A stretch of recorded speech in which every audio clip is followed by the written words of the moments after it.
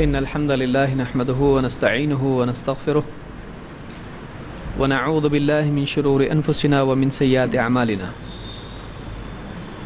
من يهده الله فلا مضل له ومن يضلل فلا هادي له وأشهد أن لا إله إلا الله وحده لا شريك له وأشهد أن محمدا عبده ورسوله أما بعد فإن خير الحديث كتاب الله وخير الهدي هدي محمد صلى الله عليه وسلم وشر الأمور محدثاتها وكل محدثة بدعة وكل بدعة ضلالة وكل ضلالة في النار.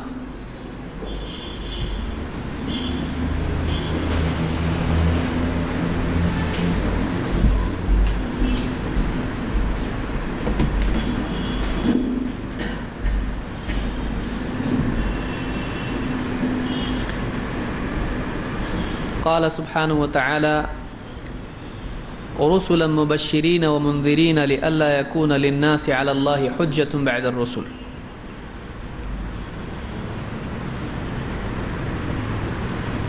اللہ تعالیٰ نے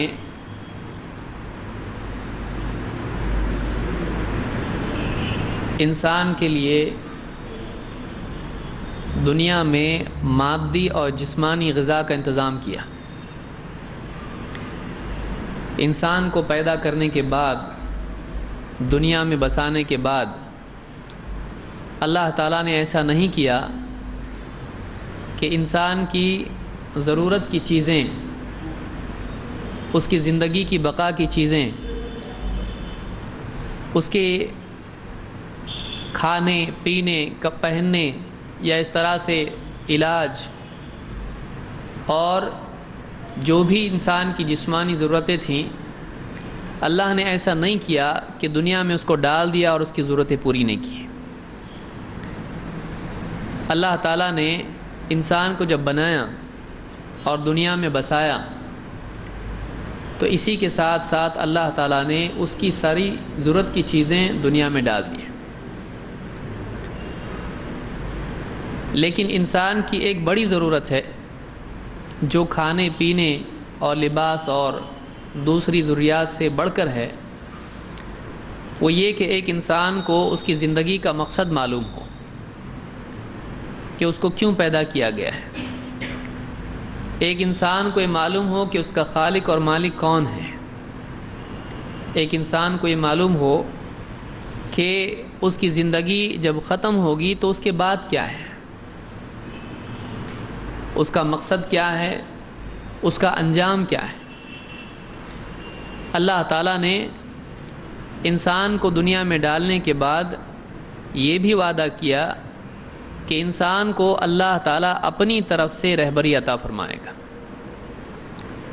زندگی کا مقصد اور اس مقصد کے پورا کرنے کا طریقہ، زندگی کی ضروریات اور زندگی گزارنے کا طریقہ، اللہ تعالیٰ نے یہ دونوں چیزیں انسان کو مہیا کی.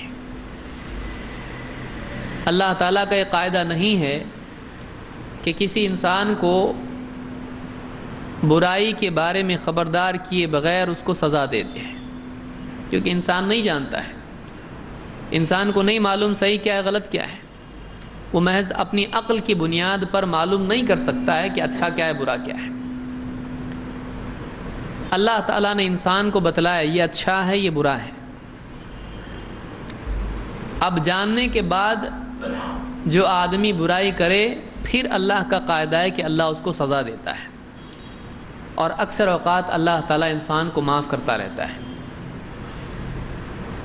اللہ کا یہ قاعدہ نہیں ہے کہ ایک انسان کو حق واضح کیے بغیر جرم کی سزا اور اس کی پکڑ کی جائے، بلکہ اللہ کا قاعدہ یہ ہے کہ حق واضح ہو جاتا ہے، اتمام حجت ہو جاتی ہے، ساری باتیں بتائی جاتی ہیں، پھر اس کے باوجود ضد میں جب آدمی غلط کام کرتا ہے اور اللہ کی بتائی بات کو چھوڑ کے کچھ اور کرنے لگ جاتا ہے، پھر اللہ کی پکڑ آتی ہے. صحیح کیا ہے غلط کیا ہے، زندگی کیسے گزارنا چاہیے، اللہ تک پہنچنے کا راستہ کون سا ہے، اللہ کس سے راضی ہوتا ہے کس سے ناراض ہوتا ہے، کیا چیز اللہ کو خوش کرتی ہے، کیا چیز اللہ کو ناراض کرتی ہے. دنیا اور آخرت کی کامیابی کس چیز میں ہے اور انسان کو کیا چیزیں ناکام کرتی ہیں، یہ ساری چیزیں اللہ کے بتائے بغیر انسان نہیں جان سکتا ہے۔ انسان اپنے طور پر نہ اپنی منزل جان سکتا ہے، نہ منزل تک پہنچنے کا راستہ معلوم کر سکتا ہے۔ یہ اللہ تعالیٰ کی رحمت کا تقاضا تھا کہ اللہ تعالیٰ نے انسانوں کی رہبری کے لیے اپنی طرف سے ہدایت کا انتظام کیا، اور اس کے لیے اللہ تعالیٰ نے انسانوں کی کمزوریوں اور انسانوں کے مزاج کی رعایت کرتے ہوئے انسانوں ہی میں سے ان کے معلم اور ان کو دین سکھانے والے چنے ہیں، تاکہ ایسے لوگ جو لوگوں کے بیچ میں رہیں، ان کے مسائل سے خود بھی دوچار ہوں، انسانی زندگی کو وہ سب سے قریب سے سمجھتے ہوں، اور ان سے سیکھنے سمجھنے میں دوسرے انسانوں کو کوئی پریشانی بھی نہ ہو۔ اللہ تعالیٰ نے ہر سماج میں سے، ہر قوم میں سے، ہر علاقے میں سے اپنی حکمت کے مطابق لوگوں کو ہر دور میں چنا، اور ایسے لوگوں کو چنا جو انسانی اوصاف کے اعتبار سے، اخلاقی اعتبار سے بہترین انسان تھے۔ ان لوگوں نے اللہ کا پیغام لیا اور بغیر کسی کمی اور زیادتی کے وہ پیغام امانت داری کے ساتھ لوگوں تک پہنچایا، ماننے والوں کی تربیت کی، نہ ماننے والوں پر حجت تمام کر دی ہے۔ یہ جو لوگ تھے ان کو رسول کہا جاتا ہے، یہ اللہ کی طرف سے چنے ہوئے رسول تھے۔ آج کے درس میں اسی موضوع سے متعلق کچھ باتیں اور اسی پہلو سے کہ اللہ تعالیٰ نے جو رسول اور نبی دنیا میں بھیجے، جن کا انتخاب انسانوں میں سے کیا، ان کے بارے میں قرآن و سنت میں کیا آیا ہے۔ اگر آپ غور کریں تو قرآن کی تقریباً تمام صورتوں میں کچھ نہ کچھ اشارہ اس سلسلے میں آپ کو ملتا ہے، صراحتاً اور اشارتاً بہت سارا مواد رسولوں سے متعلق آپ کو ملے گا۔ اور قرآن کی ابتدائی صورتوں ہی سے شروع ہو جائیے، آپ کو رسولوں کے واقعات ملیں گے کہ انسانی تاریخ میں اللہ کی طرف سے پیغام پہنچانے والوں کے ساتھ کیا معاملہ ہوا، اور اس پیغام کے ماننے اور نہ ماننے والوں کے سلسلے میں اللہ کا کیا طریقہ رہا، ان کا کیا انجام ہوا۔ اللہ تعالیٰ کی کتاب ان تمام واقعات سے بھری ہوئی ہے۔ تمام چیزیں ایک تفصیل طلب امر ہے۔ کچھ باتیں اور کچھ پوائنٹس ہم دیکھیں گے جس سے رسولوں کا معاملہ کچھ حد تک ہمارے سامنے آ سکتا ہے۔ کچھ اصول کی باتیں جو رسولوں کے سلسلے میں تھیں، وہ معلومات کیا ہے قرآن و سنت کی روشنی میں، بلکہ زیادہ تر میں اس میں قرآن کی آیتیں ہی ذکر کروں گا، تاکہ اسی سے ہمارے سامنے بات آ جائے کہ رسولوں کے بارے میں قرآن میں کیا ہے۔ اللہ تعالیٰ نے قرآن کریم میں فرمایا، رسلاً مبشرین و منذرین، ہم نے رسول بھیجے جو خوشخبری سناتے تھے اور لوگوں کو خبردار کرتے تھے۔ خوشخبری سنانے والے اور لوگوں کو خبردار کرنے والے۔ خوشخبری اچھی زندگی کے بدلے میں کیا ہے، اس کی خوشخبری، اور برائی کے بدلے میں کیا ہے، اس سے خبردار کرنا ہے۔ رسلا مبشرین و منذرین لئلا یکون للناس علی اللہ حجۃ بعد الرسل، اللہ نے یہ رسول اس لیے بھیجے تاکہ ان رسولوں کے آ جانے کے بعد لوگوں کے پاس اللہ کے مقابلے میں کوئی عذر باقی نہ رہے، کوئی بہانہ باقی نہ رہے۔ لوگ یہ نہ کہیں کہ ہم کو تو معلوم ہی نہیں تھا کہ جنت ہے جہنم ہے، ہم کو معلوم ہی نہیں تھا کہ آزادی سے نہیں جینا ہے بلکہ پابندی سے جینا ہے، ہم کو معلوم نہیں تھا کیا اچھا ہے کیا برا ہے، ہم کو معلوم نہیں تھا کہ کیا صحیح ہے کیا غلط ہے، کیا کرنا چاہیے کیا نہیں کرنا چاہیے۔ قیامت کے دن لوگ یہ اعتذار نہ کریں، یہ عذر نہ کریں کہ ہم کو نہیں معلوم تھا، ہم کو تو معلوم ہی نہیں تھا دین پہ چلنا چاہیے جنت میں جانے کے لیے۔ رسولوں نے آ کر بتلایا کہ اچھی زندگی کا انجام کیا ہے، بری زندگی کا انجام کیا ہے۔ رسولوں کے بتا دینے کے بعد لوگوں پر حجت تمام ہو گئی، اللہ کی بات لوگوں تک پہنچ گئی۔ اب کسی انسان کے پاس یہ عذر باقی نہیں رہا کہ ہم کو معلوم نہیں کہ کیا کرنا چاہیے کیا نہیں کرنا چاہیے۔ تو اللہ نے فرمایا رسول کیوں بھیجے گئے؟ تو یہاں فرمایا لِأَلَّا يَكُونَ لِلنَّاسِ عَلَى اللَّهِ حُجَّةٌ بَعْدَ الرُّسُلِ، رسولوں کے آ جانے کے بعد لوگوں کے پاس اللہ کے مقابلے میں کوئی عذر کوئی بہانہ باقی نہ رہے، اس لیے اللہ تعالیٰ نے رسول بھیجے۔ اللہ کے نبی صلی اللہ علیہ وسلم فرماتے ہیں لَيْسَ أَحَدٌ أَحَبَّ إِلَيْهِ الْعُذْرُ مِنَ اللَّهِ، اللہ سے بڑھ کر کوئی نہیں جس کو عذر سب سے زیادہ پسند ہو۔ فرماتے ہیں من اجل ذالک انزل الکتاب وارسل الرسل، یہی وجہ ہے کہ اللہ تعالیٰ نے کتاب نازل کی اور اللہ تعالیٰ نے رسول بھیجے۔ یعنی لوگوں کا عذر اللہ کو معلوم ہے، لوگ نہیں جانتے ہیں، ان کو بتانا پڑے گا۔ لوگ اندھیرے میں ہیں، ان کو اجالا دینا پڑے گا۔ اللہ تعالیٰ نے اسی لیے اپنی طرف سے کتابیں نازل کی تاکہ لوگ دین سیکھیں، پڑھیں، سمجھیں، اور صرف اتنا ہی نہیں کہ کتابیں نازل کی بلکہ کتاب میں کیا ہے سمجھانے کے لیے اللہ تعالیٰ نے رسول بھی بھیجے جو ذہنی اعتبار سے، علم کے اعتبار سے بہت اعلیٰ سطح کے لوگ تھے، اور کردار کے اعتبار سے، کیریکٹر کے اعتبار سے بھی بہت اونچے لوگ تھے۔ تو اللہ نے کتاب بھی نازل کی اور رسول بھی بھیجے، کتاب بھی دی اور معلمین بھی اپنی طرف سے بھیجے۔ اللہ کو عذر معلوم ہے، اللہ تعالیٰ اس بات کو پسند کرتا ہے کہ مخلوق کی کمزوری کو اس کا تدارک کیا جائے، ان کی لا علمی کی وجہ سے ان کو بتایا جائے۔ اللہ تعالیٰ ایسا نہیں ہے کہ کوئی آدمی نہیں جانتا اللہ اس کو فوراً سزا دے دے، ایسا نہیں کرتا ہے۔ تو یہاں پر حدیث میں ملتا ہے کہ اللہ تعالیٰ نے لوگوں کے عذر کی بنیاد پر اپنی طرف سے کتابیں نازل کی اور رسول بھیجے۔ یہ مسلم کی حدیث ہے۔ نبی اور رسول کے بارے میں آئیے دیکھتے ہیں کیا حقائق ہیں، کیا باتیں ہیں۔ نبی کے معنی کیا ہیں؟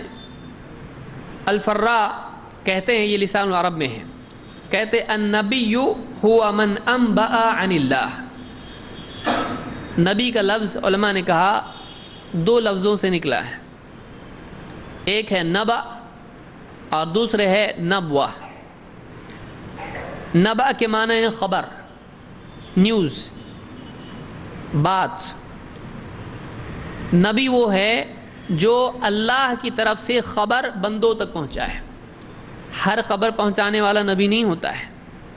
آپ کہیں گے فلاں آدمی نے یہاں کی خبر وہاں پہنچا دی، بازار کی خبر، مسجد کی خبر گھر میں بتا دی، تو کیا یہ نبی ہوا؟ نہیں۔ ہر آدمی کی بات دوسرے تک پہنچانے والا نبی نہیں ہوتا ہے، بلکہ نبی اسلامی اور شرعی اصطلاح میں، ٹرمینالوجی میں اس کو کہتے ہیں جو اللہ کی طرف سے خبر دینے والا ہو۔ من انبأ عن اللہ، جو اللہ کی طرف سے متعین ہو، اللہ کی طرف سے جس کو چنا جائے خبر دینے کے لیے، جس کے پاس اللہ کی طرف سے خبر آئی ہو اور وہ بندوں کو خبر بتائے۔ من انبأ عن اللہ، یہ لسان العرب میں ہے۔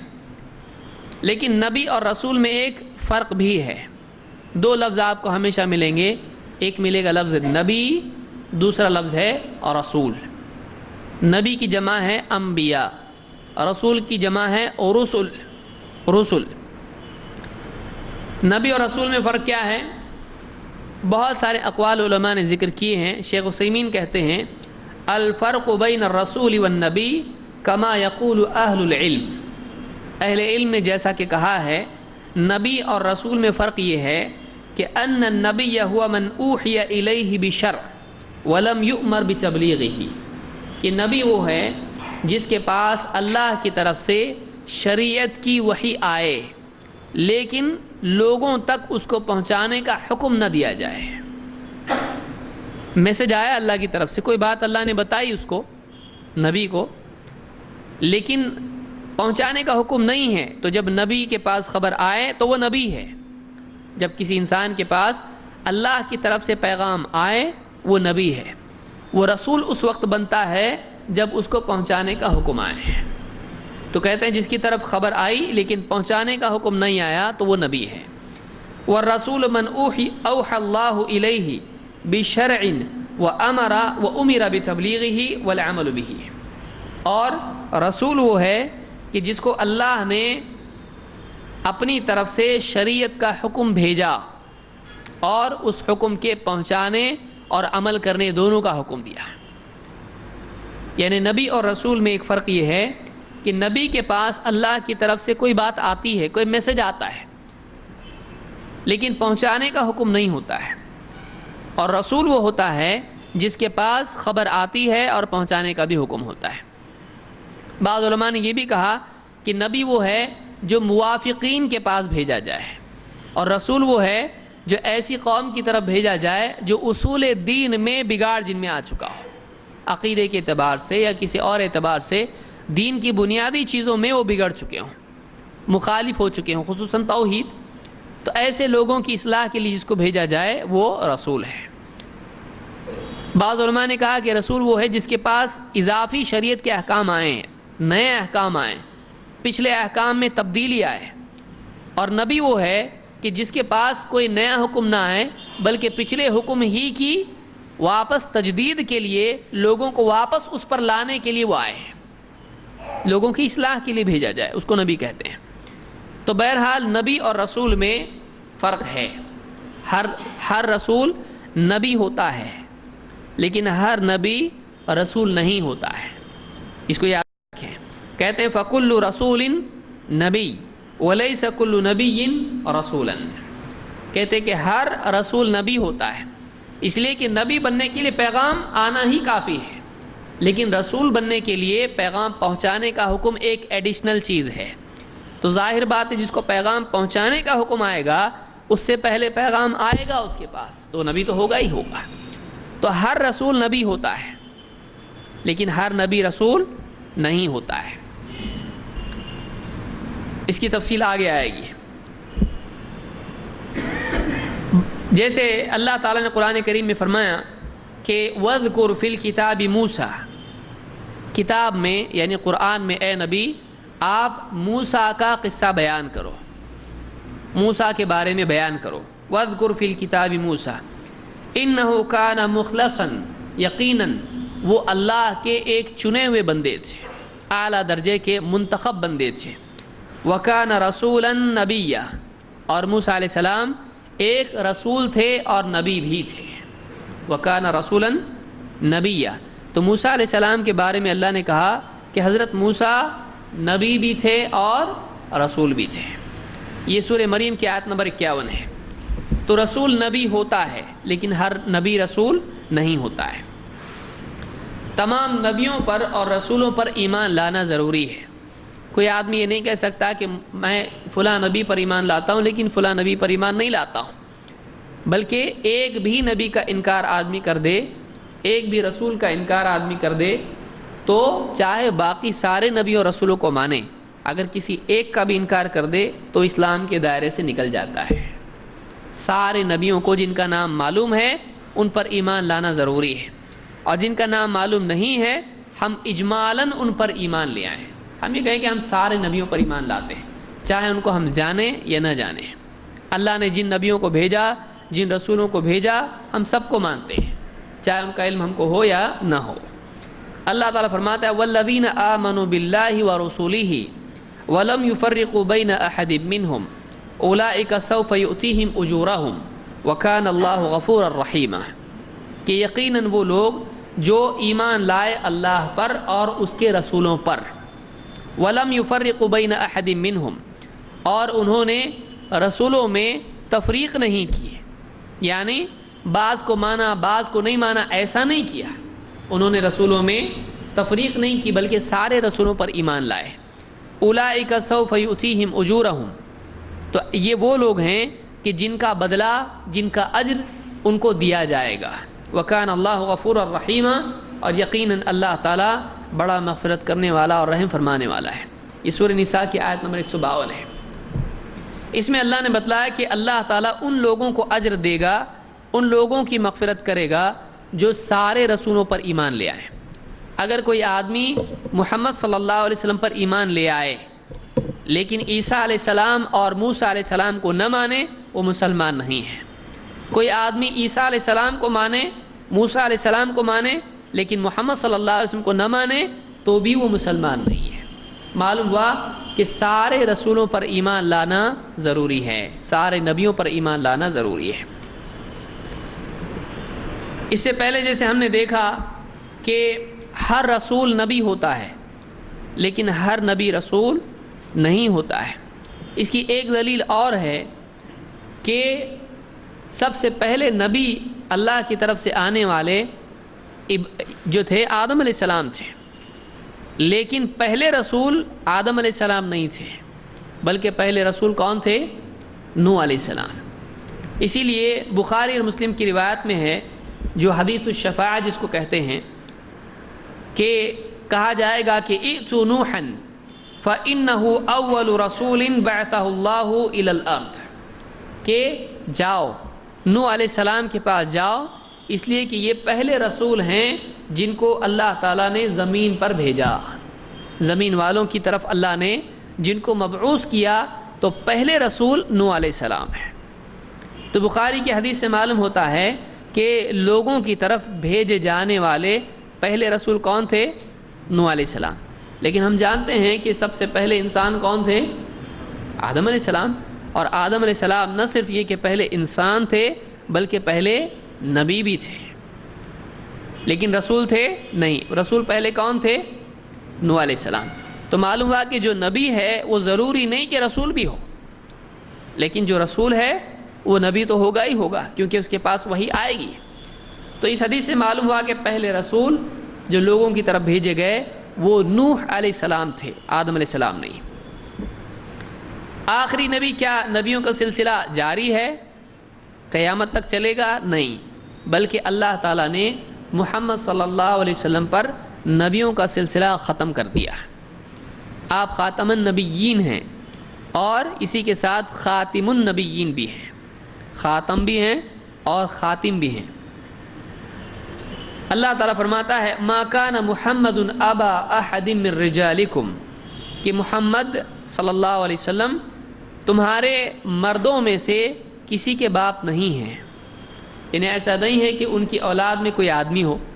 ولکن رسول اللہ و خاتم النبیین، لیکن محمد صلی اللہ علیہ وسلم کیا ہیں؟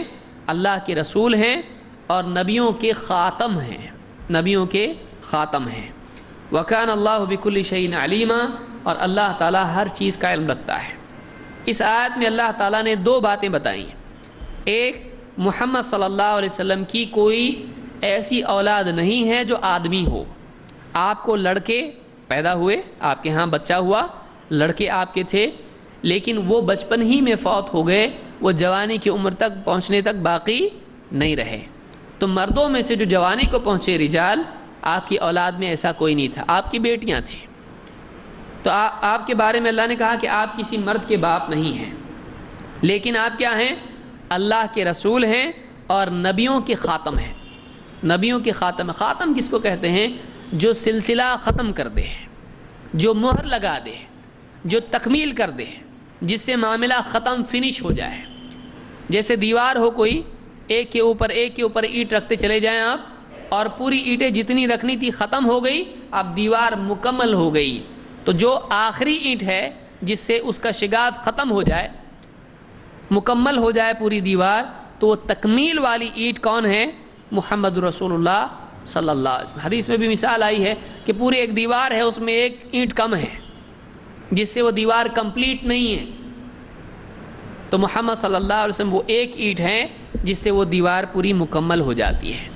تو آپ نبیوں کے خاتم ہیں، آپ نے گویا کہ مہر لگا دی، اللہ تعالیٰ نے مہر لگا دی، اب بس یہ مکمل ہو گیا ہے، سلسلہ ختم ہو گیا۔ تو آپ نبیوں کے خاتم ہیں اور رسول بھی ہیں۔ تو معلوم ہے کہ آپ نبی بھی ہیں اور رسول بھی ہیں۔ یہ سورہ الاحزاب کی آیت نمبر 40 ہے، اور واضح الفاظ میں آپ نے بتلا دیا کہ آپ نبیوں کے خاتم ہیں، لیکن یہ مطلب نہیں ہے کہ آپ کامل نبی ہیں بس، بلکہ یہ بھی مطلب ہے کہ آپ کے بعد کوئی نبی آنے والا نہیں۔ یہ ایک بہت بڑا مسئلہ شروع ہوا ہے۔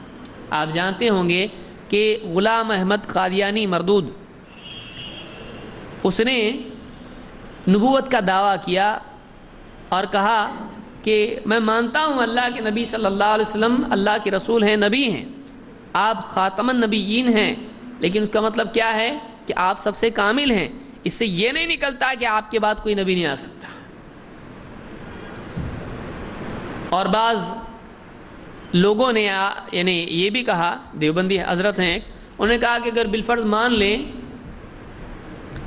کہ آپ کے بعد کوئی نبی آ جائے تب بھی آپ کے خاتم النبیین ہونے میں کوئی فرق نہیں ہوتا ہے، تو آپ کو ضرورت کیا ہے اس طرح سے کہنے کی؟ آپ دروازہ کھول رہے ہیں۔ اور بہت سارے قادیوں نے یہی سٹیٹمنٹ ذکر کیا یہ ثابت کرنے کے لیے کہ آپ کے بعد کوئی نبی آئے تو آپ کے خاتم النبیین میں کوئی فرق نہیں پڑتا ہے، تو انہوں نے مانا کہ ہاں دیکھو نبی آ سکتا ہے۔ لیکن دیکھیے کہ قرآن کی اس آیت کے ضمن میں اللہ کے نبی صلی اللہ علیہ وسلم کا سٹیٹمنٹ کیا ہے، آپ نے کیا کہا ہے؟ کیونکہ آپ کی خود بات دیکھی جائے گی، جیسے مسیلمہ آپ صلی اللہ علیہ وسلم کے بعد یعنی آپ کے دور ہی میں اس نے نبوت کا دعویٰ کیا تھا، تو آپ نے جب اس سے گفتگو کی تو وہ تو مانتا تھا کہ آپ صلی اللہ علیہ وسلم نبی ہیں، تو آپ نے کہا یہ جھوٹا ہے، تو وہ تو آپ کو سچا مان رہا ہے، لیکن آپ نے اس کو جب جھوٹا کہا تو آپ کی بات اس کے اوپر حجت ہوگی، اس کی آپ پر حجت نہیں ہوگی۔ وہ تو کہہ رہے ہیں سچے ہیں، جیسے کوئی کہے یہ جو بھی بولے وہ صحیح ہے اور وہ کہے کہ یہ جھوٹا ہے، تو اس نے تو سچا مان لیا اور سچے کی بات اس کے اوپر فٹ ہو گئی کہ یہ جھوٹا ہے۔ تو اللہ کے نبی صلی اللہ علیہ وسلم نے کیا کہا ہے؟ غلام احمد قادیانی نے کہا کہ آپ نبی ہیں اللہ کے، تو ٹھیک ہے نبی نے کیا کہا یہ بھی تو دیکھیں۔ تو آپ صلی اللہ علیہ وسلم نے کہا وَأَنَا خَاتَمَ النَّبِيِّينَ وَأَنَا خَاتَمَ النَّبِيِّينَ لَا نَبِيَّ بَعْدِي، میں نبیوں کا خاتم ہوں، بس نہیں، اس کے ساتھ وضاحت بھی کی لا نبی بعدی، میرے بعد کوئی نبی نہیں، میرے بعد کوئی نبی ہونے والا نہیں ہے۔ یہ مسند احمد، ابو داؤد اور ترمذی کی روایت ہے۔ تو اسے معلوم ہوتا ہے، اور اس طرح کی اور بھی روایتیں ہیں کہ آپ صلی اللہ علیہ وسلم خاتم النبیین ہیں اور آپ کے بعد کوئی نبی آنے والا نہیں، یعنی کوئی نیا نبی آنے والا نہیں، کسی کو نبوت ملنے والی نہیں۔ بعض لوگ کہتے ہیں عیسیٰ علیہ السلام تو آئیں گے نا، پھر تو عیسیٰ علیہ السلام آپ کے بعد نہیں، آپ کے پہلے آ چکے ہیں۔ پہلے آئیں کہ بعد میں آئے؟ پہلے آ چکے ہیں، تو آپ کے بعد نہیں ہیں، وہ تو ابھی ہیں۔ بعد میں کیسا؟ جو نہیں تھے بعد میں آئے ہیں۔ تو عیسیٰ علیہ السلام کیا نہیں ہیں ابھی؟ وہ تو ہیں، بل رفع اللہ الیہ، اللہ نے اپنی طرف اٹھا لیا ان کو، تو آپ کے پہلے آ چکے ہیں وہ، لیکن اللہ نے ان کو اٹھا لیا اور وہ واپس آئیں گے، لیکن پہلے آ چکنے کے ساتھ ساتھ آئیں گے، ایسا نہیں کہ نئے نبی آئیں گے اور دجال کو قتل کریں گے۔ تو کوئی نیا نبی آپ کے بعد نہیں آئے گا، آپ سے پہلے عیسیٰ علیہ السلام آ چکے ہیں اور وہ ابھی بھی ہیں اور وہ آنے والے ہیں۔ رسولوں کے اوصاف کے سلسلے میں کیا باتیں آئی ہیں، ان کے ذاتی اوصاف، رسول کیسے لوگ تھے؟ بہت ساری باتیں اس میں ذکر کی جا سکتی ہیں، میں کچھ مجملاً کچھ چیزیں بتا رہا ہوں۔ سب سے پہلی چیز یہ کہ رسول انسان ہوتے تھے، رسول جو ہوتے تھے وہ انسان سے اوپر نہیں ہوتے تھے بلکہ وہ انسان ہوتے تھے۔ اسی لیے اللہ تعالیٰ نے خود محمد رسول اللہ صلی اللہ علیہ وسلم سے اس بات کا اعلان کرنے کا آپ کو حکم دیا کہ قل سبحان ربی هل كنت الا بشرا رسولا، اے نبی آپ کہیے سبحان ربی، میرا رب ہر عیب سے پاک ہے، هل كنت الا بشرا رسولا، میں ایک بشر سے بڑھ کے اور کیا ہوں جس کو رسول بنایا گیا ہے، میں تو بس ایک بشر ہوں، میں تو بس ایک بشر انسان ہوں جس کو اللہ نے رسالت عطا فرمائی ہے۔ تو یہ سورہ بنی اسرائیل کی آیت نمبر 93 ہے، جس میں اللہ نے بتلایا کہ محمد صلی اللہ علیہ وسلم ایک بشر ہیں جن کو اللہ تعالیٰ نے رسول بنایا ہے۔ ہاں یہ اور بات ہے کہ آپ عام انسانوں کی طرح نہیں ہیں بلکہ آپ ایک اعلیٰ ترین انسان ہیں اور افضل البشر ہیں، خیر البشر ہیں۔ مطلقاً بشر اس طرح سے نہیں ہے کہ لوگ جیسے ہیں ویسے آپ بھی ہیں، نہیں، بلکہ آپ سارے انسانوں میں بہترین انسان ہیں اور آپ کامل انسان ہیں۔ اسی طرح سے اللہ نے فرمایا کہ قُلْ لَا أَقُولُ لَكُمْ عِنْدِي خَزَائِنُ اللَّهِ، اے نبی آپ یہ بھی کہو کہ میں تم سے یہ نہیں کہتا ہوں کہ میرے پاس اللہ کے خزانے ہیں، وَلَا أَعْلَمُ الْغَيْبَ، اور نہ یہ کہ میں غیب جانتا ہوں، ولا اقول لکم انی ملک، اور میں یہ بھی نہیں کہتا، نہ میرا دعویٰ ہے کہ میں ایک فرشتہ ہوں، ان اتبع الا ما یوحى الی، میں تو بس اس وحی کی اتباع کرتا ہوں جو میری طرف اللہ کی طرف سے بھیجی جاتی ہے۔ تو یہاں کیا کہا گیا؟ میرے پاس کوئی خزانے نہیں۔ لوگ بولتے نا کہ چابیاں ہیں ساری، جس کو جو چاہے عطا کریں، اس کا ایک پس منظر ہے، وہ کسی دل تفصیل سے انشاءاللہ ہم دیکھیں گے، مشکل کشا کون ہے، اس پہ مستقل ایک درس دیکھیں گے۔ یہاں پہ یہ موضوع ہمارا نہیں ہے آج۔ میرے پاس خزانے ہیں، قل لا اقول لکم عندی خزائن اللہ، اے نبی آپ کہیے کہ میں یہ نہیں کہتا کہ میرے پاس اللہ کے خزانے ہیں، ولا اعلم الغیب، اور نہ یہ کہ میں غیب کا جاننے والا ہوں، ولا اقول لکم انی ملک، اور نہ میں یہ کہتا ہوں کہ میں فرشتہ ہوں، ان اتبع الا ما یوحى الی، میرا حال تو بس یہ ہے کہ میرے پاس وہی بھیجی جاتی ہے اور میں اس وحی کے مطابق عمل کرتا ہوں، میں تو بس اللہ کی طرف سے آنے والی وحی کا حامل اور اس پر عامل ہوں۔ تو یہ سورہ الانعام کی آیت نمبر 50 ہے۔ معلوم ہوا جتنے رسول تھے وہ سب کے سب کیا تھے؟ انسان تھے، انسان تھے۔ نمبر 2، رسول بہت اعلیٰ تھے لیکن اللہ کے بندے ہی تھے، اللہ کی بندگی سے کبھی باہر نکلنے والے وہ نہیں تھے، نہ انہوں نے کبھی اس کا دعویٰ کیا، نہ وہ لوگوں کو اپنی عبادت کے لیے کہتے تھے، بلکہ سارے رسول خود بھی اللہ کی عبادت کرتے تھے اور لوگوں کو بھی اللہ کی عبادت کا حکم دیتے تھے۔ دیکھیے اللہ تعالیٰ کیا فرماتا ہے، سورہ آل عمران میں اللہ فرماتا ہے ما کان لبشر ان یؤتیہ اللہ الکتاب والحکم والنبوہ ثم یقول للناس کونوا عبادا لی من دون اللہ، کسی رسول کا یہ کام نہیں ہے کہ کسی ما کان لبشر، کسی بشر کا یہ کام نہیں ہے، اس کے لیے لائق نہیں ہے، ایسا نہیں ہوتا ہے، ایسا نہیں ہونا چاہیے۔ ما کان لبشر، کسی بشر کے لیے جائز نہیں ہے، ان یؤتیہ اللہ الکتاب والحکم والنبوہ، کہ اللہ تعالیٰ اس کو کتاب دے دے اور اس کو حکمت عطا فرمائے، اس کو نبی بنا لے، اس کو نبی بنا دے۔ ثم یقول للناس، پھر وہ لوگوں سے یوں کہنے لگے کونوا عبادا لی من دون اللہ، کہ تم اللہ کے سوا اللہ کی بجائے میرے بندے بن جاؤ۔ کوئی رسول ایسا نہیں کہتا ہے، کسی کے لیے اس بات کی گنجائش نہیں ہے کہ اللہ اس کو کتاب دے، اس کو دین کا فہم دے، حکمت دے اور اس کو نبوت عطا کر دے، پھر وہ لوگوں سے کہنے لگے کہ اللہ کو چھوڑ کے میرے بندے بن جاؤ۔ بلکہ ولیکن، بلکہ ہر رسول یوں کہتا ہے کونوا ربانیین بما کنتم تعلمون الکتاب وبما کنتم تدرسون، جو کتاب تم لوگوں کو سکھاتے ہو اور جو کتاب تم پڑھتے اور سیکھتے ہو، اس کی بنیاد پر تم کو تو یوں کرنا چاہیے کہ تم ربانیین بنو۔ رسولوں کی دعوت کیا تھی؟ لوگوں کو ربانی بنانے کی۔ ربانی، ربانی رب والا، رب کا بندہ، رب کا بندہ۔ ربانی کس کو کہتے ہیں؟ جو مخلوق کا بندہ نہیں ہو بلکہ کس کا بندہ ہو؟ رب کا بندہ ہو۔ حسن بصری رحمۃ اللہ علیہ فرماتے ہیں ربانی وہ ہے الربانی من ربانیتہ، بہت عمدہ قول ہے۔ کہتے ہیں واقعی ربانی وہ ہے جو اپنی نیت کی تربیت کرے، یعنی جو خالص اللہ کا بندہ ہو، اپنی نیت کی سطح پر ہر عمل میں اللہ کو راضی کرنے کے لیے عمل کرے، وہ ربانی ہے۔ الربانی من ربانیتہ، جو اپنی نیت کی تربیت کرے، اصلاح کرے، یعنی مخلص ہو، خالص اللہ کا بندہ ہو۔ وَلَكِنْ كُونُوا رَبَّانِيِّينَ بِمَا كُنْتُمْ تُعَلِّمُونَ الْكِتَابَ وَبِمَا كُنْتُمْ تَدْرُسُونَ، جو کتاب تم لوگوں کو سکھاتے ہو، جو خود سیکھتے پڑھتے ہو، تو تم کو چاہیے کہ تم کیا بنو؟ صرف اللہ کے بندے بنو۔ تو سارے رسولوں کی دعوت لوگوں کو اللہ کا بندہ بنانے کی تھی۔ وَلَا يَأْمُرَكُمْ أَن تَتَّخِذُوا الْمَلَائِكَةَ وَالنَّبِيِّينَ أَرْبَابًا، اور کوئی رسول اور نبی تم کو یہ نہیں کہے گا کہ تم اللہ کے سوا فرشتوں کو اور نبیوں کو اپنا رب بنا لو۔ کوئی نبی تم کو یہ نہیں کہے گا۔ أَيَأْمُرُكُمْ بِالْكُفْرِ بَعْدَ إِذْ أَنْتُمْ مُسْلِمُونَ، کیا اسلام لے آنے کے بعد، مسلمان ہو جانے کے بعد وہ تم کو کفر کا حکم دے گا؟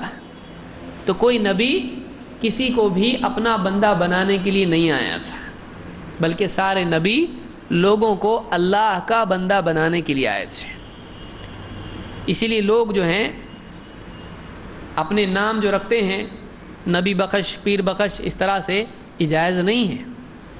عبد النبی، عبد النبی لوگ نام رکھتے ہیں، نبی کا بندہ، تو یہ نام جائز ہے؟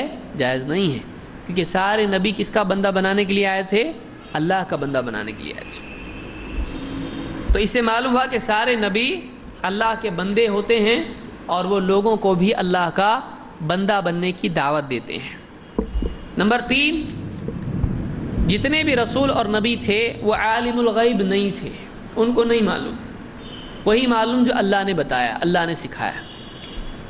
قیامت کے دن کے بارے میں اللہ تعالیٰ فرماتا ہے یوم یجمع اللہ الرسل، قیامت کے دن جب اللہ تعالیٰ سارے رسولوں کو جمع کرے گا، فیقول ماذا اجبتم، اللہ تعالیٰ ان رسولوں سے پوچھے گا ماذا اجبتم، تم کو کیا جواب ملا، قوم کی طرف سے کیا رسپانس تھا، قوم نے تمہاری دعوت کے بدلے میں کیا رد عمل پیش کیا، کیا کیا قوم نے جن کو تم نے دعوت دی؟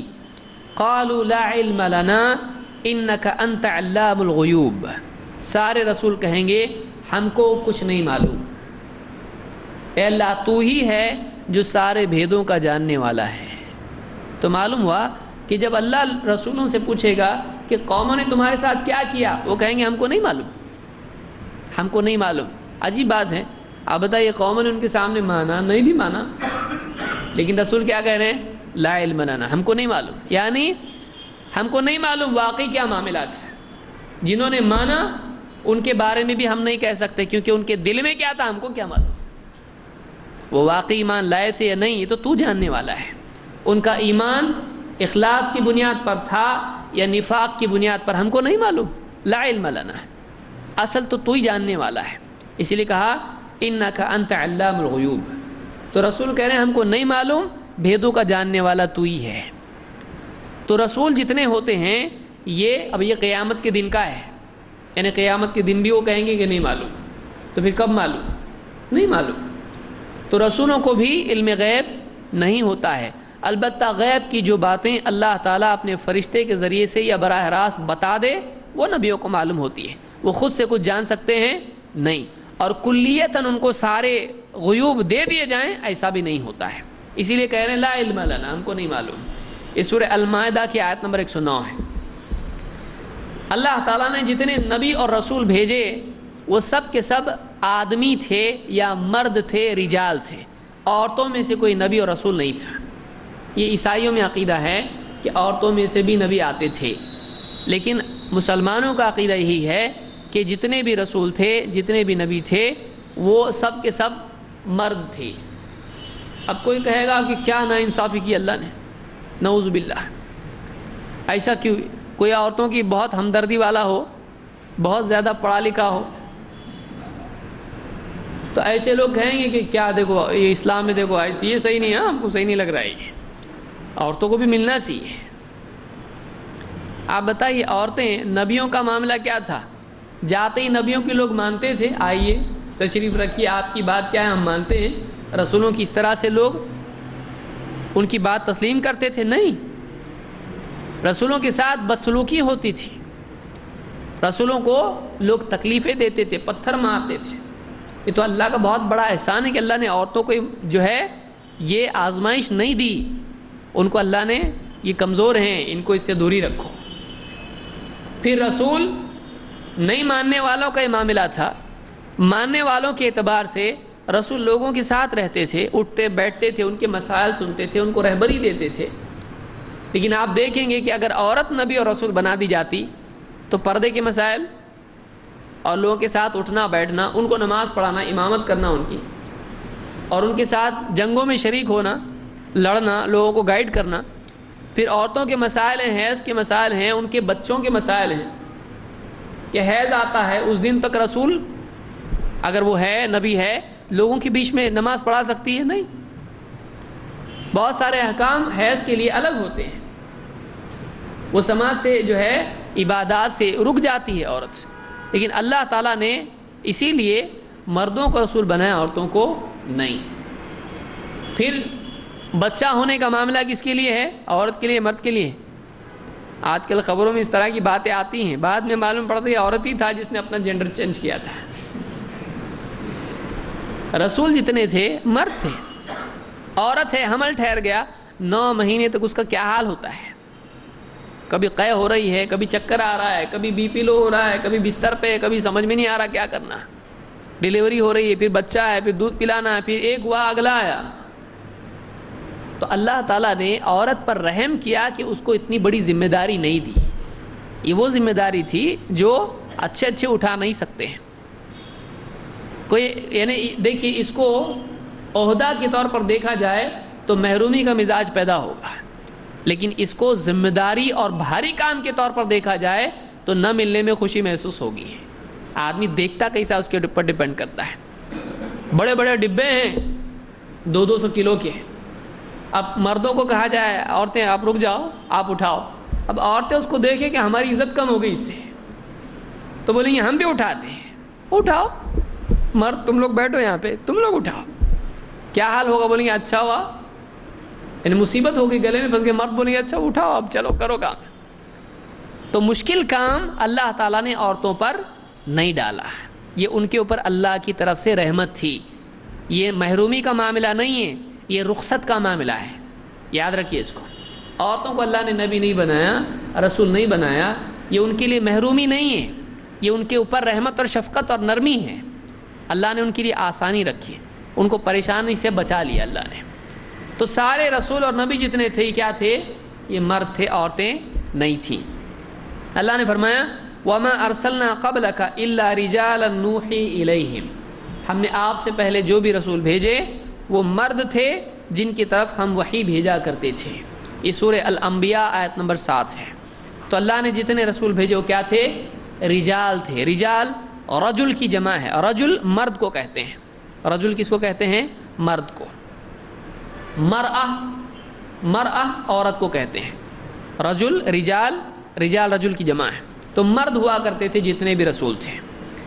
اسی طرح سے رسول جتنے بھی تھے وہ بیوی بچوں والے ہوتے تھے، یعنی رسولوں کے لیے یہ نہیں تھا کہ وہ جیسے بیوی بچے ترک کر دے بہت بڑا کام ہے، اس کے لیے شادی رکاوٹ بنے گی، بچے رکاوٹ بنیں گے، نہیں، جتنے رسول تھے وہ شادی شدہ بیوی بچوں والے ہوا کرتے تھے۔ کیوں؟ اس لیے کہ جو سماج میں شادی شدہ بیوی بچے والا ہوگا یہ آدمی زیادہ سمجھتا ہے گھریلو مسائل کیا ہوتے ہیں۔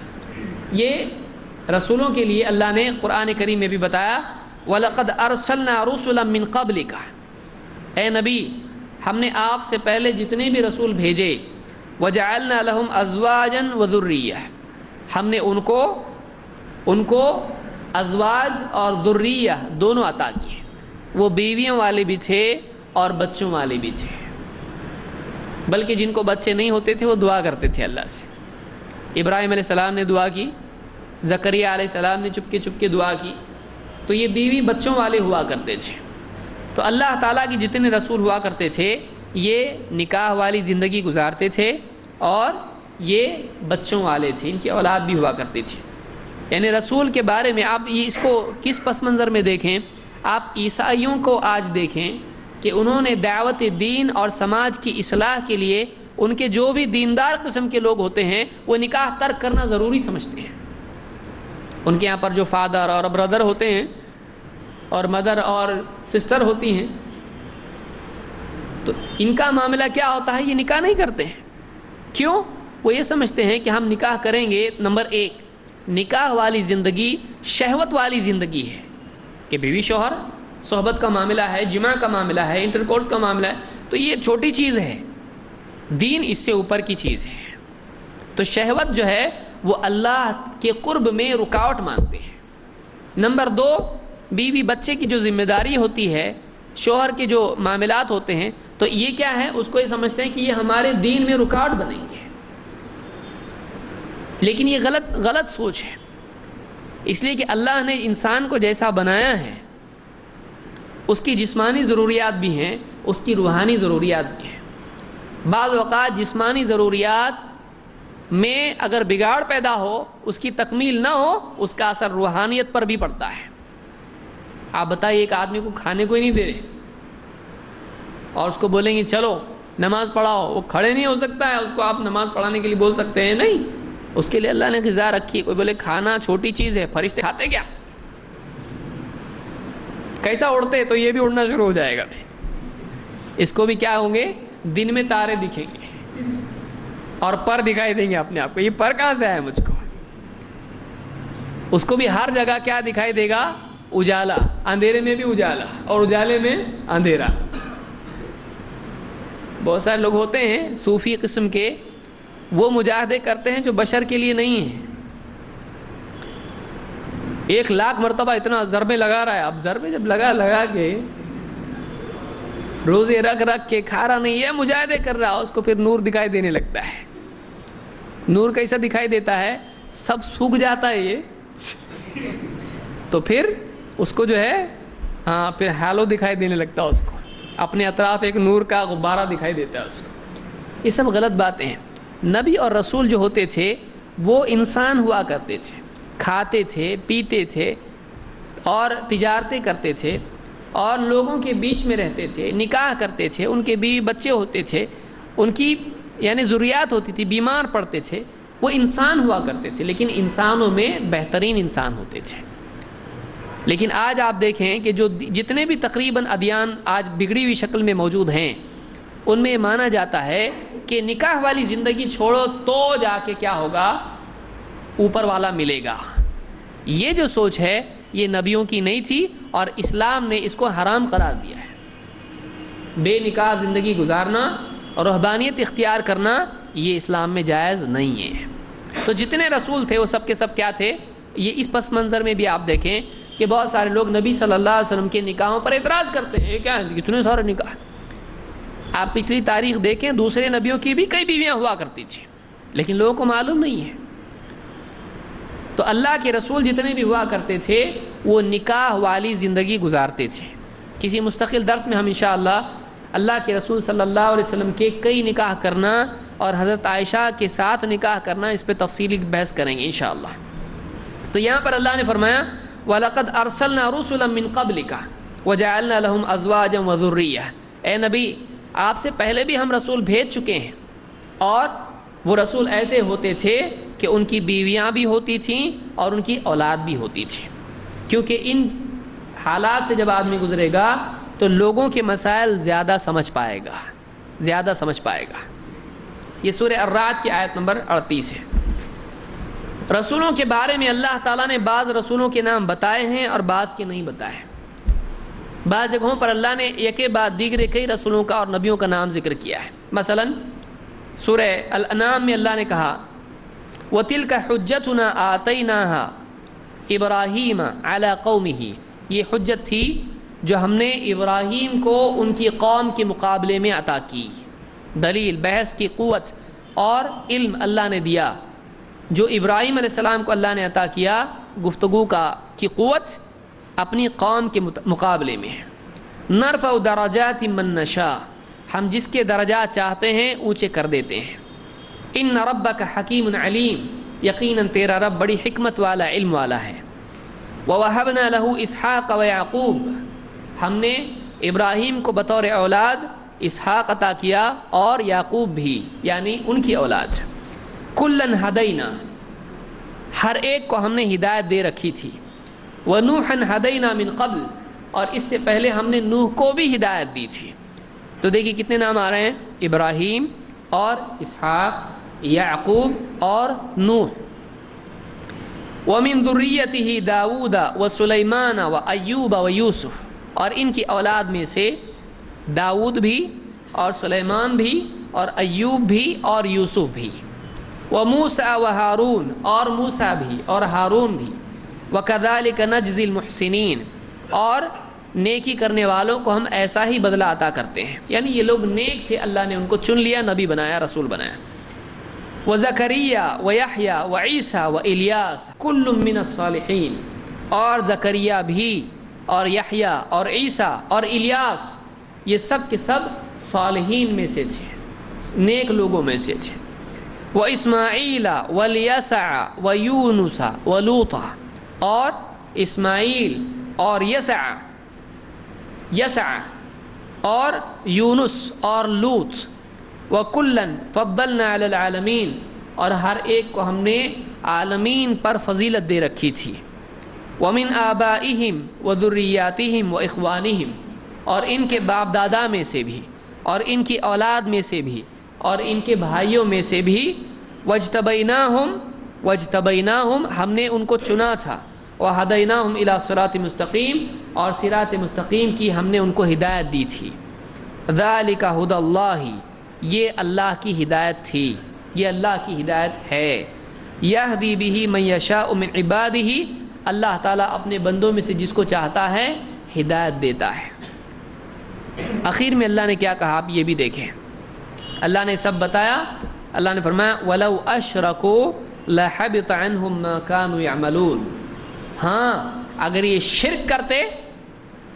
شرک کرتے تو ان کا سب کیا کرایا ہم برباد کر دیتے ہیں، ان کے سارے اعمال ہم ضائع کر دیتے ہیں.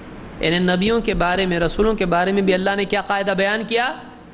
لو یعنی ایسی چیز میں بولا جاتا ہے جو نہیں ہونے والا ہے. اگر مان لو، اگر فرض کر لو بفرض محال، اگر یہ لوگ بھی شرک کرتے تو ہم ان کے سارے اعمال برباد کر دیتے ہیں. تو بتائیے جو نبیوں اور رسولوں کے بارے میں اللہ بتا رہا ہے، عام آدمی کی کیا نیکی ہے اور اس کا کیا مرتبہ ہے؟ دو اعتبار سے رسول کو دیکھیں. ایک، رسول کی شخصیت اعلیٰ ترین، بہت بڑی شخصیت. نمبر دو، رسول کا عمل اعلیٰ ترین. صحیح ہے، رسول کی شخصیت بھی اعلیٰ اور رسول کا عمل بھی اعلیٰ. اللہ نے ان کے بارے میں کیا کہا؟ اگر یہ لوگ بھی بفرض شرک کرتے تو ہم ان کا عمل برباد کر دیتے. بڑی سے بڑی شخصیت اعلیٰ سے اعلیٰ نیکی کرے لیکن شرک کرے تو برباد. بتائیے ہم جیسی گھٹیا شخصیت اور ہماری جیسی کچی نیکیاں، اگر ہم نعوذ باللہ، اللہ ہماری حفاظت فرمائے، اگر ہم شرک کریں تو ہمارے لیے کیا امید ہو سکتی ہے؟ کوئی امید نہیں ہے. ہماری کیا نیکیاں اور ہماری کیا اوقات، ہماری کیا شخصیت. نبیوں کے بارے میں قاعدہ. اس لیے شرک بہت بھیانک چیز ہے، اس سے بچنا چاہیے. اللہ ہم سب کی حفاظت فرمائے. ان آیات میں اللہ تعالیٰ نے تقریباً 18 نبیوں اور رسولوں کا ذکر کیا ہے. کتنے نام ہیں آپ دیکھیے: ابراہیم، اسحاق، یعقوب، نوح، داؤد، سلیمان، ایوب، یوسف، موسیٰ، ہارون، زکریا، یحییٰ، عیسیٰ، الیاس، اسماعیل، یسع، یونس، لوط. اور اسی طرح سے کہا کہ ان کے باپ دادا میں اور اولاد میں اور بھائیوں میں، یعنی اور بھی کئی تھے. تو ان کو ہم نے رسول اور نبی بنایا تھا، ان کو چنا تھا. لیکن کیا یہ سورہ الانعام کی آیت نمبر 83 سے لے کر 88 تک ہے. کیا اللہ تعالیٰ نے سارے نبی اور رسولوں کا نام بتا دیا ہے؟ نہیں. قرآن کریم میں دوسری جگہ سورہ نساء آیت نمبر 164 میں اللہ نے فرمایا وَرُسُلًا قَدْ قَصَصْنَاهُمْ عَلَيْكَ مِنْ قَبْلِ. اے نبی، اس سے پہلے جو رسول گزر چکے ہیں ہم نے ان میں سے بعض کا قصہ تذکرہ آپ سے کیا ہے. وَرُسُلًا لَمْ نَقْصُصْهُمْ عَلَيْكَ، اور ایسے بھی رسول ہیں کہ جن کا قصہ اور تذکرہ ہم نے آپ سے نہیں کیا ہے. تو اللہ نے کیا فرمایا؟ اے نبی، ہم نے جن رسولوں کا قصہ آپ سے بیان کیا ہے تو بعض تو ہیں جن کا قصہ بیان کیا ہے، لیکن بہت سے ایسے بھی ہیں جن کا تذکرہ آپ سے ہم نے نہیں کیا ہے. معلوم ہوا کہ قرآن و سنت میں سارے رسولوں کا تذکرہ نہیں ہے.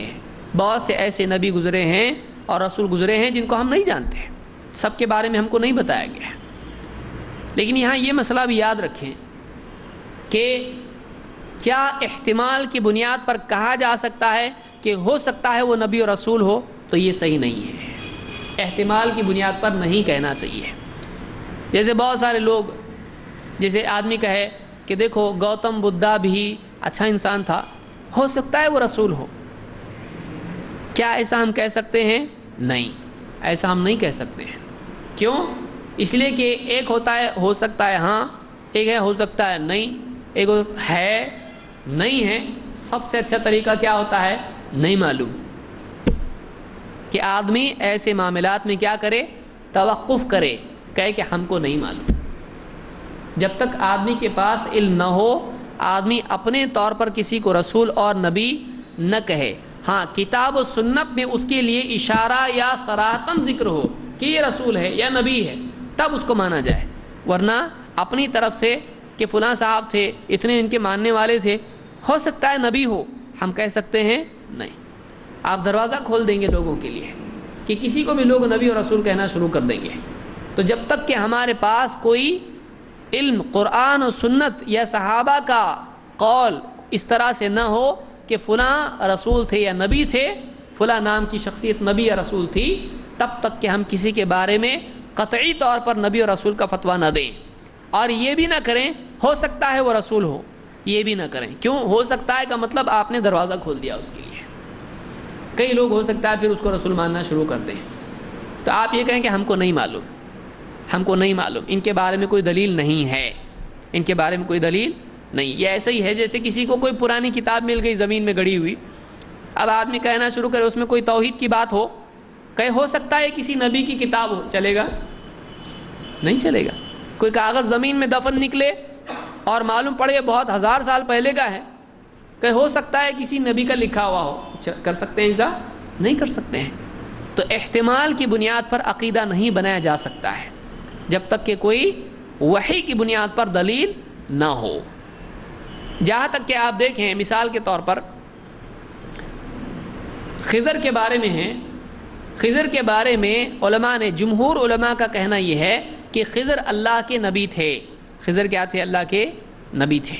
جمہور کا، ابن حجر نے مستقل کتاب لکھی ہے اور جمہور کا قول ذکر کیا، اور عام طور سے علماء نے کہا کہ خضر کیا تھے؟ اللہ کے نبی تھے۔ یہ کچھ صوفی ہیں جنہوں نے کہا کہ نبی نہیں تھے، ولی تھے، یہ ثابت کرنے کے لیے کہ ولایت نبوت سے کیا ہوتی ہے؟ افضل، اور نبی بھی، رسول بھی ولی سے سیکھتا ہے، ان کو کچھ سیکرٹ نالج اللہ کی طرف سے ملتا ہے۔ یہ پورا اس کو ثابت کرنے کے لیے انہوں نے پوری طاقت لگائی کہ خضر کیا تھے؟ نبی نہیں تھے، کیا تھے؟ ولی تھے۔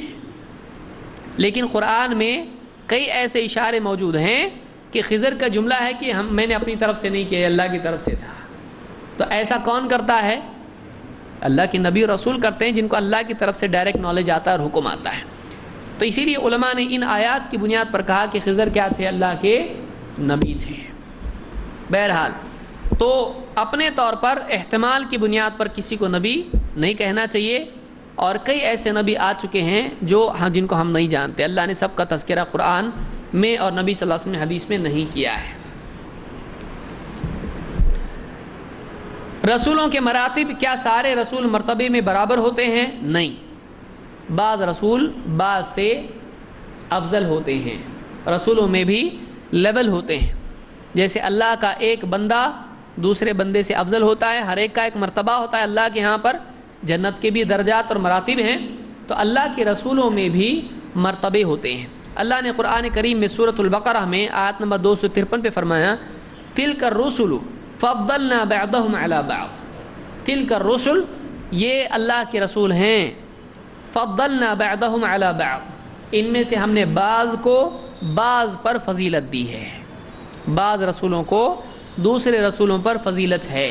تو معلوم ہوا کہ بعض رسول بعض سے کیا ہوتے ہیں؟ افضل ہوتے ہیں۔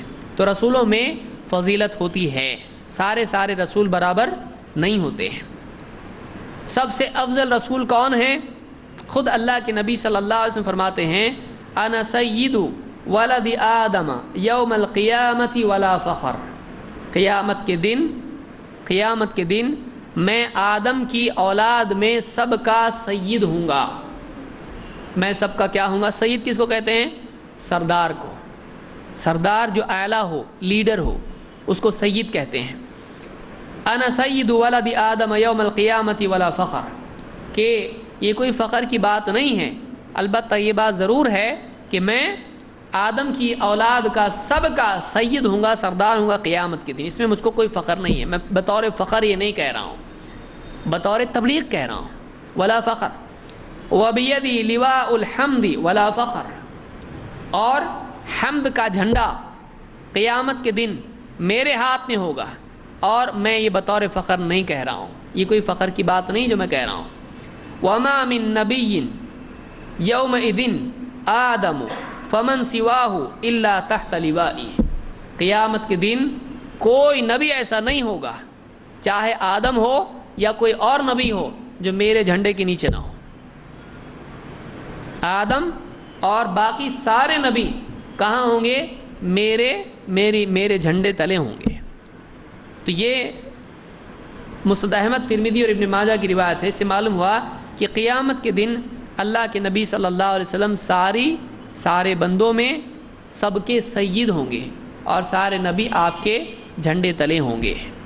تو یہ آپ صلی اللہ علیہ وسلم کی فضیلت ہے، آپ تمام انبیاء میں افضل ہیں۔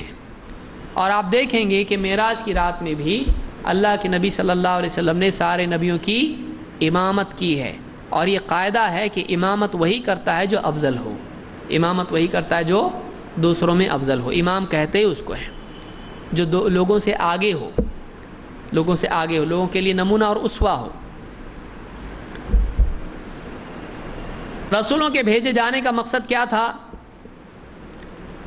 اس بارے میں بھی کچھ چیزیں ہم دیکھتے ہیں۔ پہلی بات تو یہ کہ اللہ تعالیٰ نے ہر امت میں، ہر قوم میں، ہر دور میں رسول اور نبی بھیجے، اور مقصد یہ تھا کہ لوگوں کو ان کی زندگی کے مقصد اور اس کے انجام سے خبردار کیا جائے۔ اللہ تعالیٰ فرماتا ہے وَإِن مِّنْ أُمَّةٍ إِلَّا خَلَا فِيهَا نَذِيرٌ، ہر امت میں ہم نے ایک ڈرانے والا، خبردار کرنے والا ضرور بھیجا ہے۔ کوئی امت ایسی نہیں گزری جس میں ان کو خبردار کرنے والا نہ آیا ہو۔ یہ سورہ فاطر کی آیت نمبر 24 ہے۔ اسی طرح سے سورہ الرعد میں آیت نمبر 7 میں اللہ تعالیٰ نے فرمایا وَلِكُلِّ قَوْمٍ هَادٍ، ہر قوم کا ایک رہبر ہوتا ہے، ہر قوم میں اللہ نے ایک رہبری کرنے کے لیے شخص بھیجا۔ تو اللہ کی طرف سے ہر قوم میں، ہر امت میں، ہر دور میں نبی اور رسول آتے رہے، جن کا مقصد یہ تھا کہ لوگوں کو خبردار کریں زندگی کی سنگینی اور انسان کے انجام کے سلسلے میں۔ اسی طرح سے جو آیت آپ نے اس سے پہلے بھی دیکھی،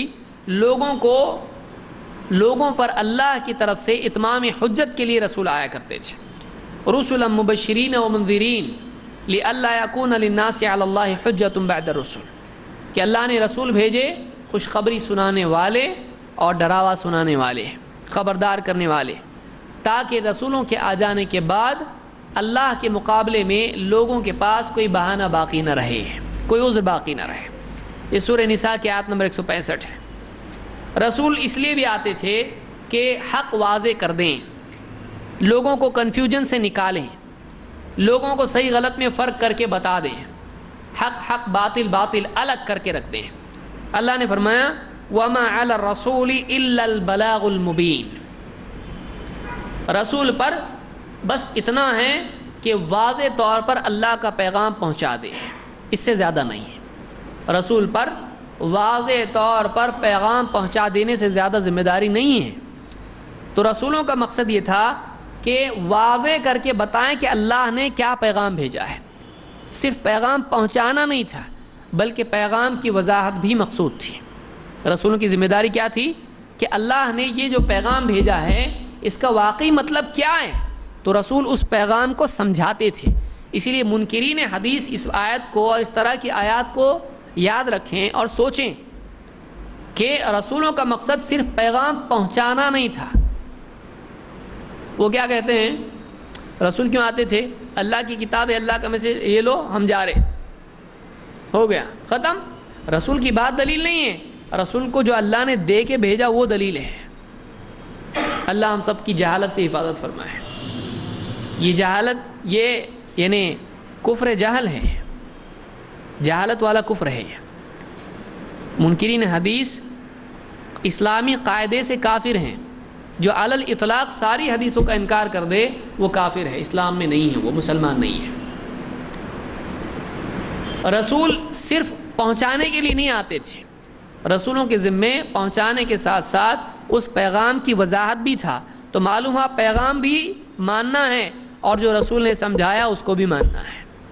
وہیں حدیث کا معاملہ آتا ہے کہ قرآن ہے اور قرآن کو سمجھایا ہے تو وہ حدیث بھی ضروری ہے، کیونکہ وہ تفہیم ہے قرآن کی، وہ تبیین ہے قرآن کی، وہ وضاحت ہے قرآن کی۔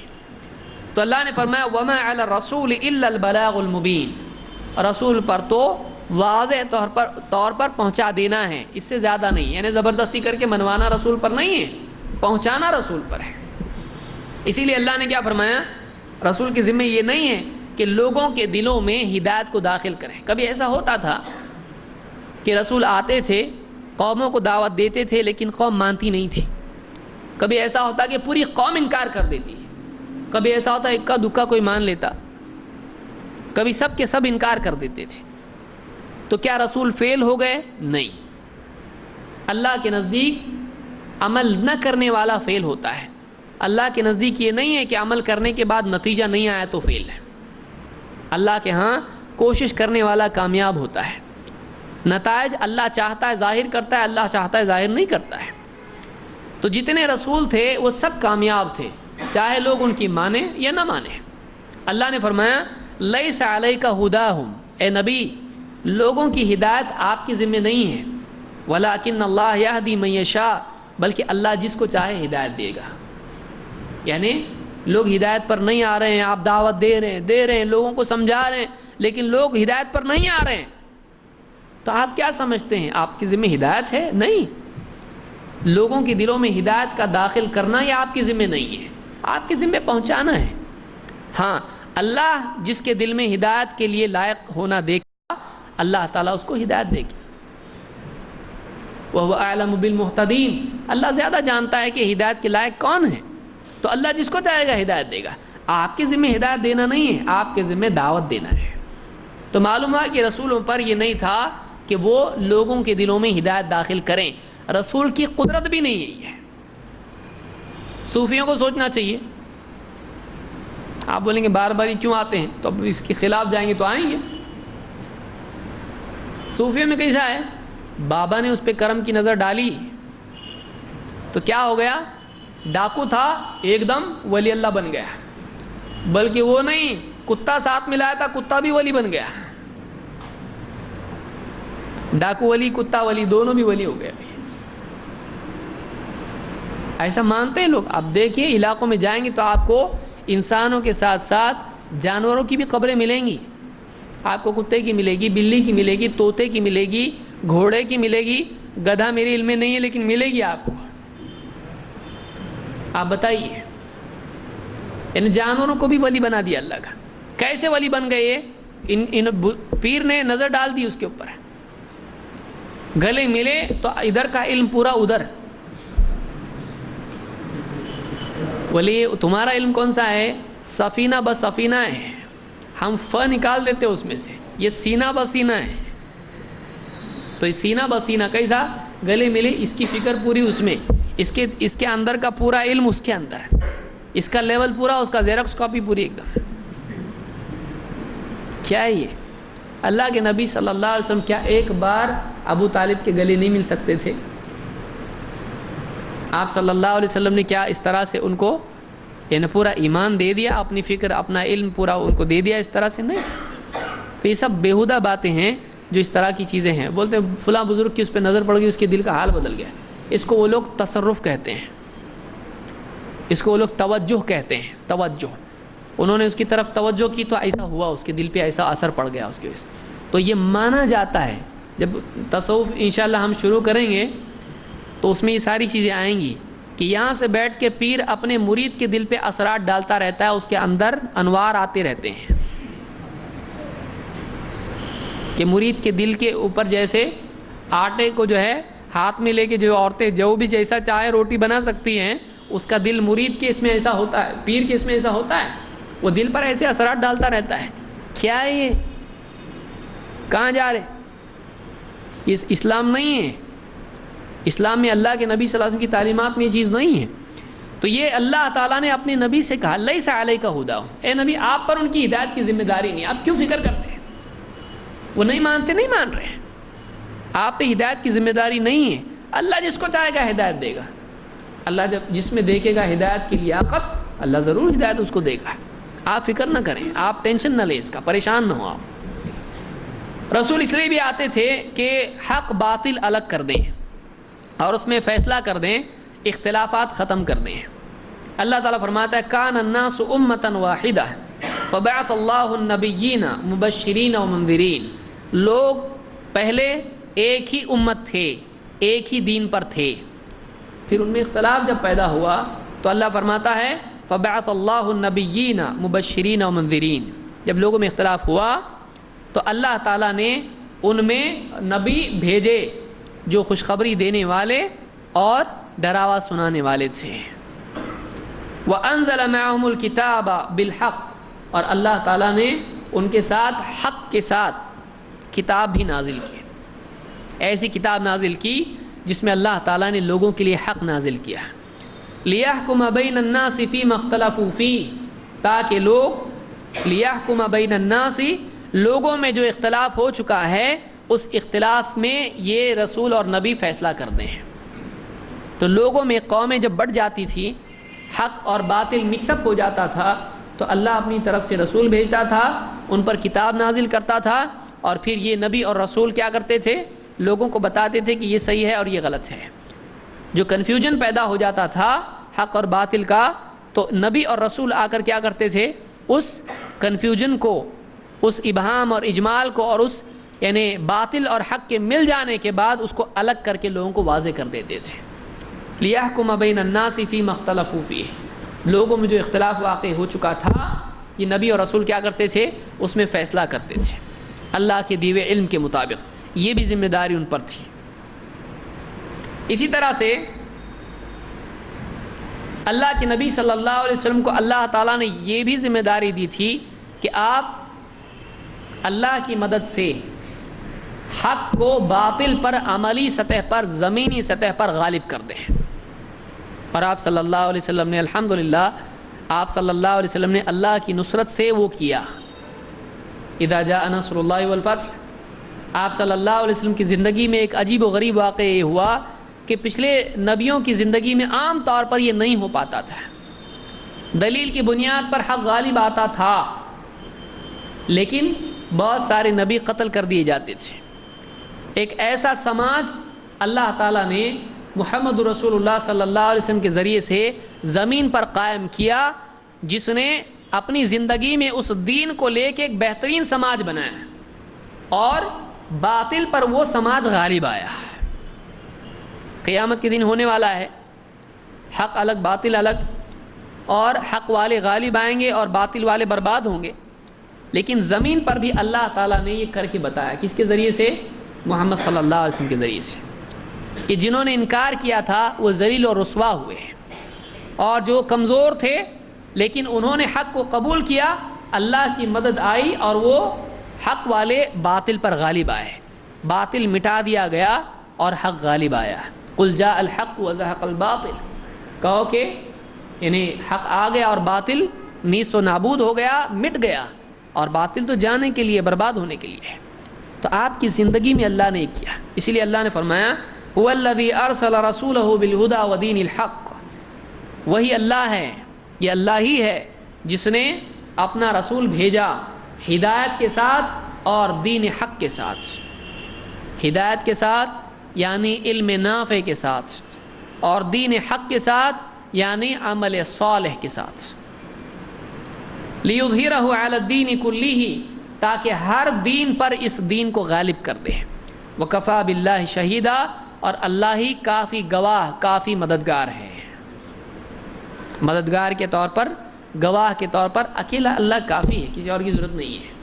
اللہ نے اپنی مدد سے محمد رسول اللہ صلی اللہ علیہ وسلم کو شرک پر غالب کر دیا، یہودیت پر غالب کر دیا، نصرانیت پر، مجوسیت پر اور الحاد پر غالب کر دیا۔ باطل توڑ دیا گیا، حق غالب آیا۔ کمزور شروعات کے بعد اتنا طاقتور دین ہو گیا، مسلمان اتنے طاقتور ہو گئے دلیل کی سطح پر بھی اور مادی سطح پر بھی، کہ باطل کانپنے لگا، باطل خود دم دبا کے بھاگ گیا۔ اور آپ دیکھیں اتنے بڑے رقبے پر اللہ تعالیٰ نے دین کو غالب کر دیا۔ قیامت تک کے لیے عرب کی زمین پر آپ دیکھیں کعبہ کی، قرآن کی حفاظت کرنے والے اور ایسا نظام باقی رکھ دیا گیا۔ تھوڑا کمزور ہو رہا تھا، اللہ تعالیٰ نے پیٹرول ڈال دے کر واپس سے اور پاور دے دیا۔ اللہ جو چاہتا ہے کرتا ہے، سب کی چابی دے دی ہاتھ میں۔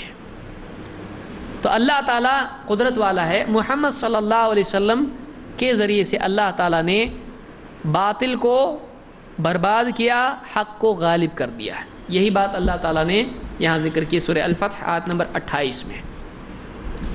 رسولوں کے ذمے جہاں حق کو واضح کرنا تھا، وہیں ماننے والوں کی تربیت بھی تھی۔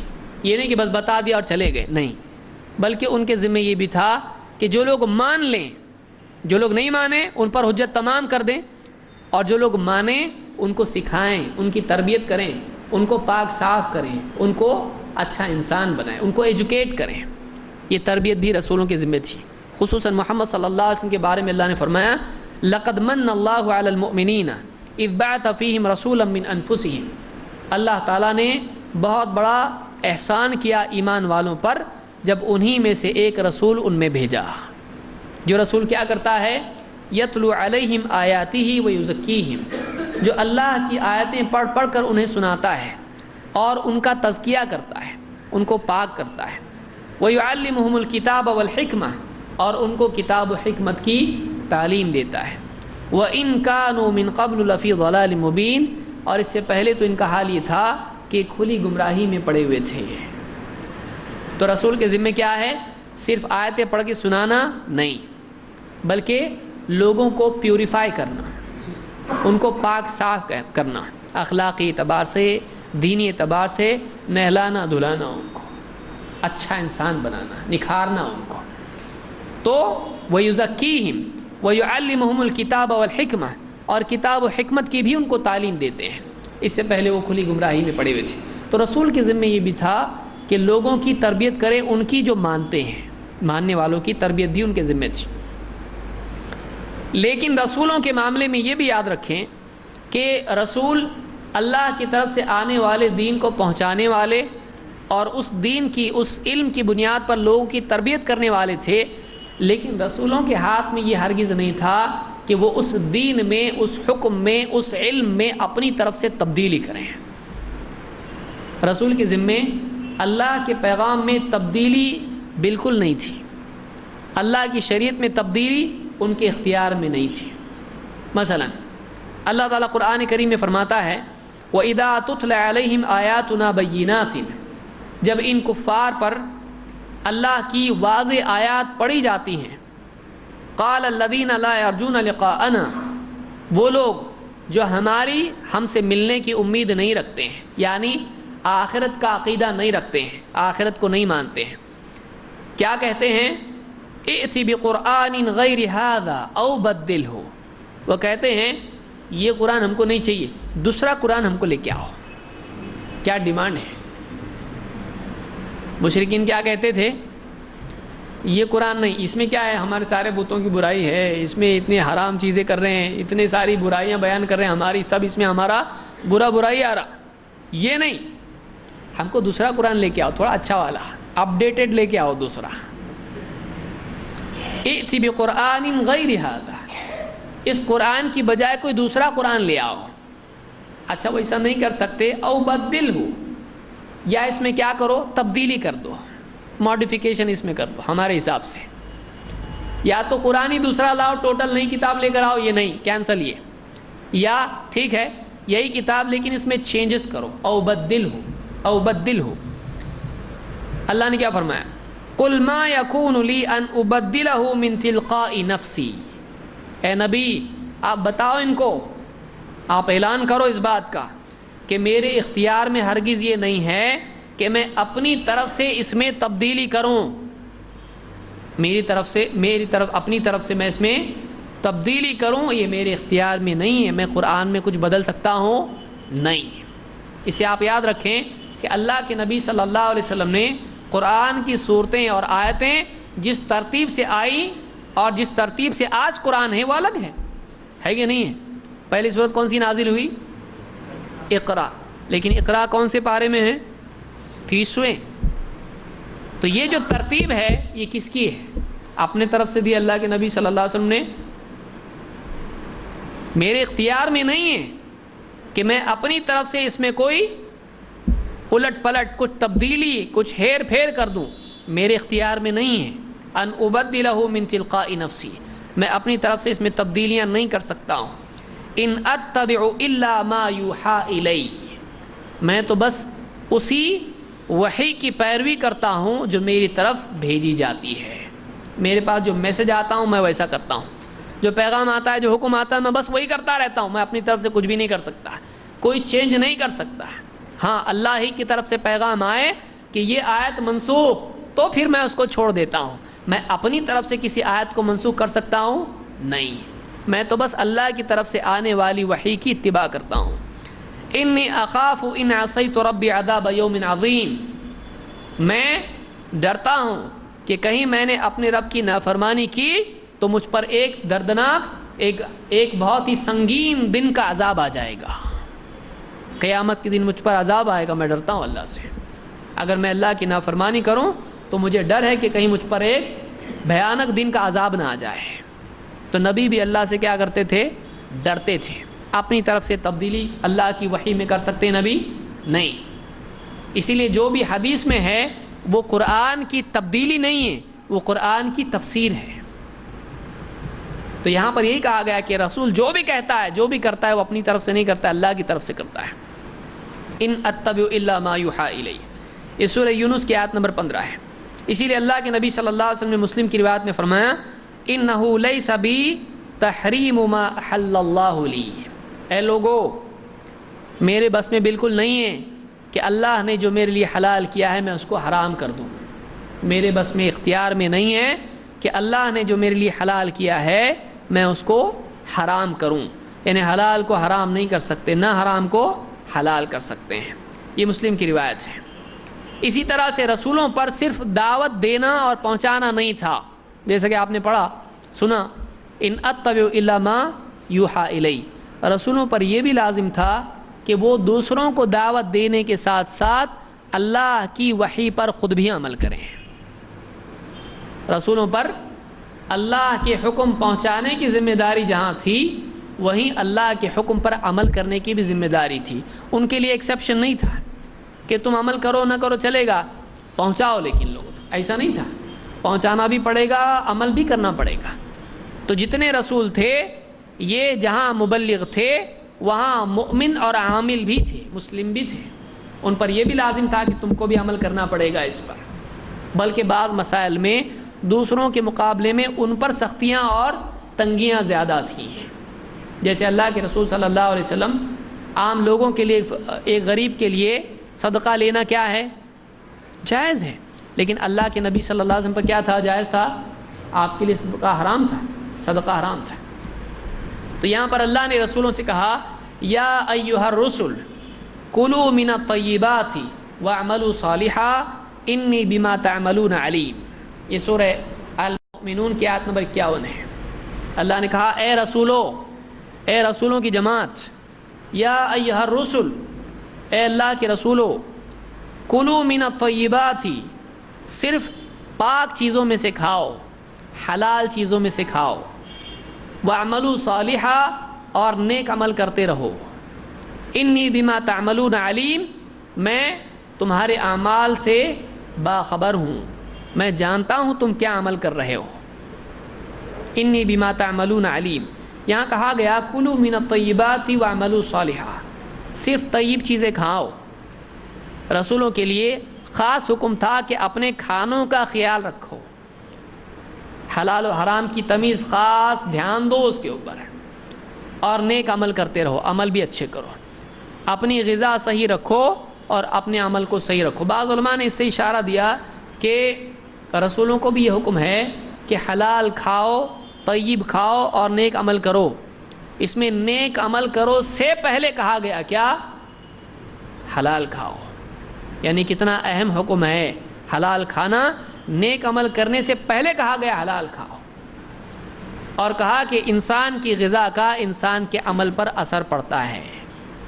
جو آدمی حلال و حرام کی تمیز نہیں کرتا ہے اس کے اعمال میں بگاڑ آ جاتا ہے. یہ اشارہ علماء نے, بعض علماء نے اس کے ضمن میں دیا ہے کہ یہاں پر اللہ تعالیٰ نے عمل صالح کو نمبر 2 پر ذکر کیا اور عقل حلال کو, عقل طیب کو نمبر 1 پر ذکر کیا.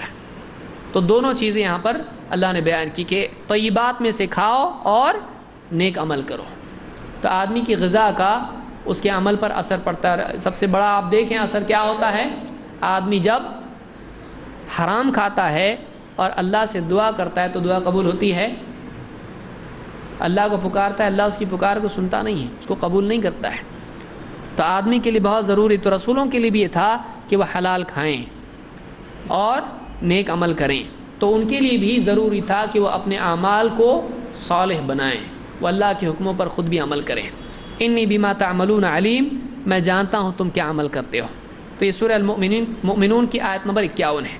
تو یہ کچھ باتیں تھیں جو اس سلسلے میں تھیں، انشاءاللہ اس سے بچی ہوئی باتیں ہم اگلے درس میں دیکھیں گے۔ اسی کو ہم مکمل کریں گے کہ رسولوں کے بارے میں اللہ تعالیٰ نے قرآن کریم میں اور احادیث میں نبی صلی اللہ علیہ وسلم نے کیا باتیں بیان کی ہیں۔